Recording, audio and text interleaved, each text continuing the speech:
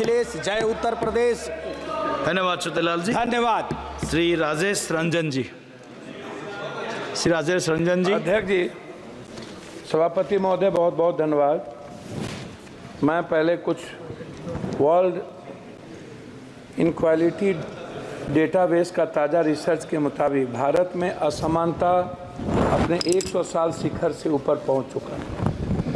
Bharat reserve bank के governor Raghurajan कहते हैं कि भौतिक पूंजी पर जोर देने के साथ साथ मानवीय पूंजी के निर्माण पर ध्यान देने की ज़रूरत थी, जिसको नहीं दिया गया। आर्टिफिशियल इंटेलिजेंस की दुनिया का सामना करने के लिए तैयार हो सके, प्रथम फाउंडेशन की प्रकाशित रिपोर्ट 14 से 18 साल की उम्र वाली चौथाई बच्चे साधारण से लिखे हुए वाक्य भी नहीं पढ़ पाते हैं आज के इस हिंदुस्तान में।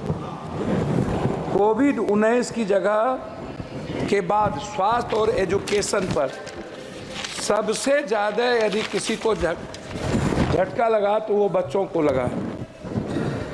दूसरी सबसे बड़ी बात ये है कि जो रिपोर्ट आई हुई है उसमें बहुत क्लियर है, यूपीए 2 से पीछे रह गए। क्या जीडीपी के हिस्से के रूप में लगभग 6% का घाटा, और उसके बाद मेक इन इंडिया में विफल होने के कारण राज्य के नेतृत्व वाले विकास मॉडल के बजाय सार्वजनिक निजी भागीदारी पीपी मॉडल पर जो निर्भर हुआ, नतीजा हुआ कि आज की स्थिति में लगभग शेयरों को भी आप देखिए, आरंभिक सार्वजनिक पेशकश 21,000 करोड़ रुपया थी, उनका जब आप निजी क्षेत्र में बिक्री या मोनेटाइजेशन शामिल करने के अनुमानित आंकड़ा देखिएगा तो 6 लाख करोड़ रुपया था। भारत के कार्यबल 20% ही औपचारिक रोजगार जुड़ा हुआ है। अंतर्राष्ट्रीय श्रम संगठन के ताजा आंकड़ों के मुताबिक लगभग 2000 में जहां देश में बेरोजगार में पढ़े लिखे नौजवानों की तादाद 54.2% थी, वो 2022 में बढ़कर 65.7% हो गई। उस तरह दुनिया के कारखानों में तब्दील करने की जो मेक इन इंडिया की सबसे बड़ी बात थी, जिसमें $25 अरब मोबाइल इलेक्ट्रॉनिक्स वाली कंपनियों को दिया गया भारत सरकार के द्वारा युवाओं को आगे बढ़ाने के लिए, जिसमें 1.3% भी, ये आंकड़ा मेरा नहीं है, ये आंकड़ा भारत सरकार का है, वो स्थिति इसमें पैदा हो गई कि हमने यूथ को आगे नहीं बढ़ा पाया। लगभग 40% श्रमिक किसी क्षेत्र में काम करते हैं और केवल 20% ही विनिर्माण नौकरियां या आईटी जैसी व्यावसायिक सेवा में काम करता है। ये जो मजदूर है 40%, 10 साल के अंदर इस पर कोई काम वर्तमान सरकार ने नहीं किया।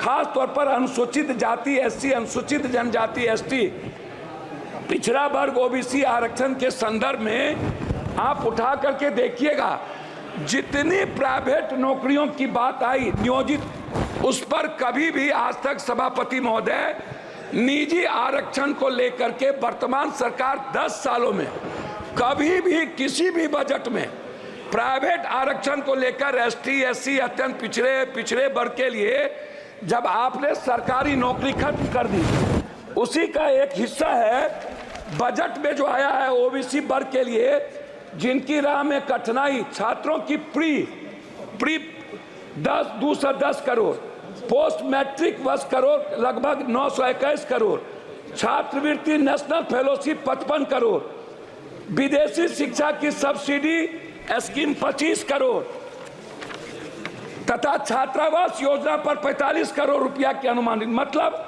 2024 के बजट अनुमान के पिछड़े वर्ग के छात्रों और अनुसूचित जनजाति की उच्च शिक्षा विकास के लिए योजना सरकार में बहुत कम घटा दिया एसटी एससी का और ओबीसी का। एक तरफ आप अत्यंत पिछड़ा ओबीसी एसटी एससी के आरक्षण को खत्म कर रहे हैं, एक तरफ उनकी इकोनॉमी को खत्म कर रहे हैं। विदेश जो एसटी एससी ओबीसी के बच्चे जा रहे थे उसके लगभग पैसे आपने 3 हिस्सा कम कर दिया। तो मेरा उसमें कहना बिल्कुल साफ है कि अध्यक्ष महोदय, सबसे जो इम्पोर्टेंट था वो है, आप इसको समझने का प्रयास करिए, वो सबसे ज़्यादा है एजुकेशन। Health, NREGA, window. मैं सभापति महोदय विडो के बारे में जो 6 पेंशन है, विधवा पेंशन है, वृद्धा पेंशन है, निःशक्त पेंशन है, मैं सरकार से जानना चाहूंगा ये 300 रुपया कब तक आप दोगे? 400 रुपया कब तक? क्या इस पेंशनधारी को 1000 से 2000 रुपया वृद्धा पेंशन को क्या नहीं बढ़ाना चाहिए? दूसरी चीज, नरेगा जिस पर मजदूर निर्भर है, मनरेगा की स्थिति को आपने कितना कम बजट दिया है, आप इसको देख लीजिए। दूसरा चीज जो हेल्थ सेक्टर है, ग्रामीण स्तर पर जैसे कैंसर है, ब्रेन ट्यूमर है, हार्ट है, जो संक्रमण बीमारी है, जो ओबीसी, अत्यंत पिछड़ा, दलित वर्ग आर्थिक रूप से वो नहीं कर पा सकता है, तो क्या आपने ऐसी कोई योजना बजट में कि जो ऐसा, आयुष्मान तो कहीं है, फेल्योर है, तो क्या आप कोई ऐसी योजना जिसमें कैंसर, हार्ट, ब्रेन ट्यूमर, इसका इलाज फ्री और दवाई जो लगातार वृद्धि हो रही है, और ग्रामीण स्तर पर किसी भी अस्पताल का जहां डॉक्टर नहीं है, 76 अध्यक्ष महोदय 12 मिनट में 76% लगभग डॉक्टर नहीं है, लगभग टेक्नीशियन और लैब नहीं है, सरकारी अस्पताल कहीं भी दवाई नहीं देता है, गुणवत्ता नहीं है, मेडिकल सिस्टम नहीं है, आप इस पर नहीं कुछ बोले।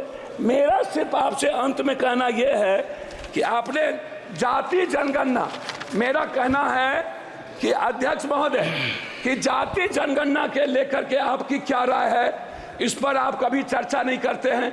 दूसरी चीज, आरक्षण को लेकर के ओबीसी, अत्यंत पिछड़ा, जो जेएनयू है, जो बड़े बड़े कॉलेजेस हैं, समाप्त कीजिए, समाप्त कीजिए। मैं बात कर रहा हूं अध्यक्ष महोदय, मैं अपनी बात सिर्फ करना चाहूंगा। अब मैं बात करूंगा कोसी, सीमांचल, पूर्णिया की। मेरा रिक्वेस्ट आपसे यह है कि पूर्णिया में आईआईटी और आईआईएम का हब, सीमांचल पूर्णिया में केंद्रीय विश्वविद्यालय, अखिल भारतीय आयुर्वेदिक संस्थान सहरसा में, आप समाप्ति कर रहा हूं अपनी बात करके, कोर्ट स्टेशन और पूर्णिया जंक्शन में वाशिंग पीठ, लगभग कोसी नदी पर हाई डैम, पूर्णिया बिहार को उप राजधानी, दूसरा उच्च न्यायालय बेंच की अभिलाष कर रहा हूं, मक्का और मखान। मैं आपसे आग्रह करूंगा सौमित्र खान जी, सभापति प्लीज कंक्लूड, प्लीज। मैं बजट के लिए, मैं सभापति महोदय, बजट में फूड प्रोसेसिंग और डेयरी मिल्क, मक्का मखान के लिए मैं इस बजट में चाहूंगा कि बिहार को विशेष पैकेज के रूप में जितने बंद पड़े फैक्ट्री हैं, क्योंकि मजदूर बाहर जाते हैं 2.25 करोड़, इनके लिए कोई इंश्योरेंस नहीं है, किसी मजदूर का। धन्यवाद, प्लीज। धन्यवाद चेयरमैन सर। आज पहले कारगिल जय दिवस है। आज हमारा देश का प्रधानमंत्री जी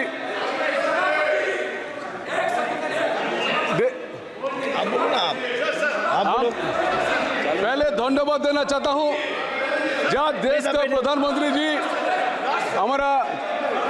एक सेकेंड आप मेरा 15 सेकंड में बोले, 15 सेकंड। मेरा आग्रह है अध्यक्ष जी, ये जो आप जैसे आंगनबाड़ी, रसोईया, आज कारगिल जय दिवस, ममता, आशा, नियोजित, संविदा, शिक्षा मित्र, मेरा 2 ही इसमें सबमिशन है।